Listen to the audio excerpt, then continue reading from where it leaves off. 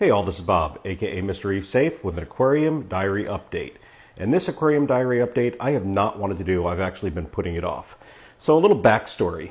I run a nonprofit organization, and in November and December, the hours that I work are just off the hook. You know, I work a lot of hours, and plus I also have my own business, a window washing company, so I'm extremely busy at that time of the year, working much more than I do the rest of the year. Well, my tank had gotten some cyanobacteria, and I really didn't think anything of it. Cyano is really nothing to worry about. But the problem was that my nitrates and phosphates were bottoming out, and because of that, I was getting the cyanobacteria. Now, the problem with this was that I was so busy that some days I wasn't feeding the tank, and then add to that my auto fish feeders, one of them stopped working. It was completely empty, and the other one was broken, and I was waiting for parts from Neptune to replace it, and it was months before I actually got them. So it wasn't even feeding on the days that I wasn't feeding. The auto fish feeders were not feeding either. So that created another problem. I was still doing the water changes on the weekend when I could. My nitrates and phosphates were dropping down. I was having no time really to look at it. It was dark by the time I had time to look at the tank. And so I was letting things kind of run on autopilot. Throughout all of that, my nitrates and phosphates actually completely bottomed out. My nitrates were okay, my phosphates were bottoming out, and then all of a sudden they both bottomed out, and then the cyano went away, and I got dinos, and I got them bad for quite some time. And I was actually quite down about it, almost discouraged, almost depressed over it, and frankly, it made it hard for me to want to do anything during that time. So a lot of the times, even when I had the time to do it, I just let it go. And that is user error. That is completely my fault.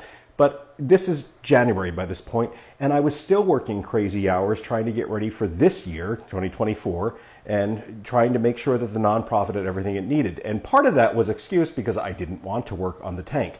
I was very discouraged, like I said. So a few weeks went on, and things were not looking better. I was starting to try to work on it, try to get the phosphate and nitrates up, but the dinos weren't going away. And you can still see there's still some trace elements of them. They are going away now. I'm doing what I need to do to take care of it. The frustration, the depression is still there a bit, but I am working on it. And I want to thank a few people that really reached out to me, a few people online that reached out and wanted to make sure that I was okay. They hadn't seen anything over a while, and really that was by design. I did not want to do anything. I needed a mental break from making videos, and so I took that mental break.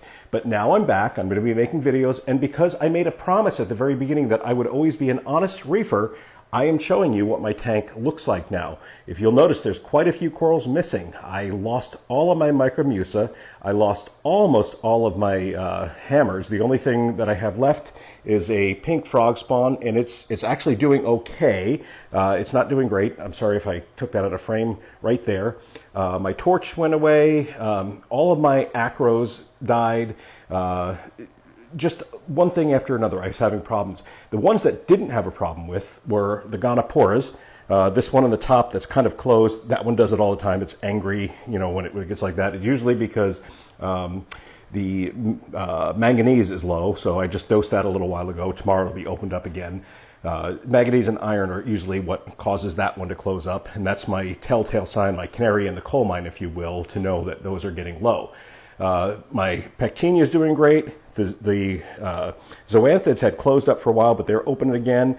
You can see the kind of the brownish hair algae on there. That is either a remnant of the dinos or that is hair algae. I'm not quite sure at this point because, again, I haven't put it on a microscope. My digitata are all doing well. They had lost color for a little while, but they're back. But you know, really, I lost some corals that I really liked, and I was really discouraged by it. But being the honest reefer that I want to be, I want to share this with you.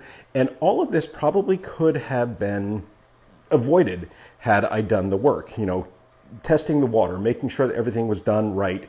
But, you know, I got busy and I made excuses, and the only thing I'm going to blame is user error. Now, I've done ICP tests, I've done other testing, and I am getting it back on track. I'm not giving up, even though I'm frustrated, even though I'm down, even though I've lost quite a few of my beloved corals. I'm not giving up. I'll be at this, and you can look for future videos coming out.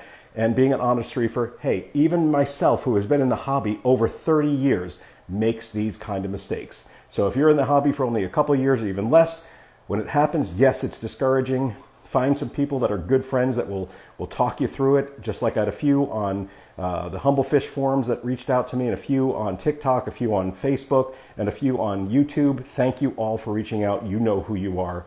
Have a great day, guys, and I will be back at this really soon.